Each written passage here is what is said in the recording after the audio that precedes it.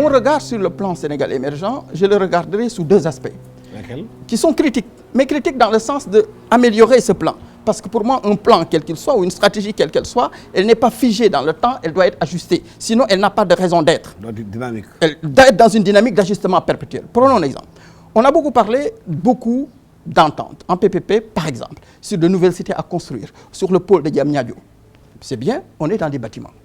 Les financements, en partie, on va regarder, il y a des choses qui ont été faites avec la Turquie, il y a des choses qui sont faites avec le Maroc, il y a des choses qui sont faites avec la Chine. Mais pourquoi nous avons sur le PSE un rapide succès sur ces projets-là? C'est très simple. Ce sont des pays qui sont des constructeurs. Ces pays, si vous faites un PPP ou vous le voulez le réaliser à financement presque à taux concessionnel, que ce soit la Turquie, que ce soit le Maroc ou la Chine, ils appuient financièrement leurs entreprises. Pourquoi? Parce que c'est de l'exportation pour leur pays.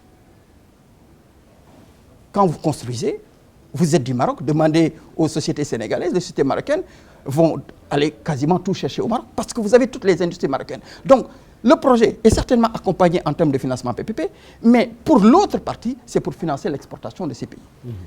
Ici, la valeur ajoutée, elle est faible.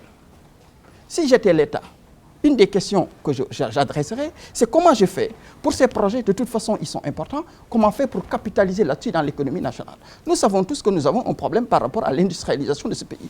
Nous savons tous que dans le bâtiment, il y a beaucoup de produits industriels qui entrent dans le bâtiment. Mais moi, je peux regarder la masse critique de ce qu'il faut faire en BTP. Si j'ai un partenaire qui s'appelle le Maroc et la Turquie, un des incidents, je vais exiger que les choses qui sont à l'intérieur, que ce soit des prises électriques, des choses qu'on peut utiliser dans le bâtiment, qu'on puisse les réaliser, ce qu'on fait dans le PSE, qu'on puisse réaliser ces choses au Sénégal pour encourager l'investissement. Donc il y a dans le PSE une façon d'une appropriation nationale sans servir comme levier pour créer les conditions demain qu'on ait de petites industries qui fassent des choses. Mais tel qu'on le fait, on n'a pas de valeur ajoutée à part réaliser des bâtiments. Reste à voir si les bâtiments ont fini d'être réalisés, les gens auront la capacité de l'acheter, ça c'est un autre débat. Donc voilà à peu près, c'est exactement, prenons l'exemple sur le plan industriel, moi je crois que fondamentalement, la modernisation de notre économie, le secteur où on va tirer le plus de création d'emplois, certainement l'agriculture est importante, mais là on va trouver des salaires, revenus importants, c'est dans le secteur industriel.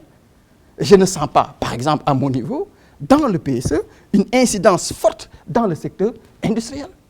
Et alors que là, on a un levier extrêmement important. Regardons le même levier dans le secteur minier. On se plaint tout le temps du secteur minier. Nous avons des sociétés minières qui viennent exploiter. Ces sociétés minières ont des conventions claires avec l'État. Mais nous ne sommes actionnaires d'aucune société minière en exploitation. Pourtant, les sociétés minières, dans la convention qu'ils ont avec l'État, donnent certainement 10% d'actions gratuites à l'État du Sénégal, mais donnent la possibilité à l'État du Sénégal d'acquérir 25% de l'actionnariat. C'est quoi? C'est dû à quoi? La faiblesse de la négociation de l'État? C'est ça? Non, cette disposition est dans la convention. C'est à l'État de l'appliquer, de dire, écoute, moi j'ai l'argent pour acheter 25% et être présent dans l'actionnariat.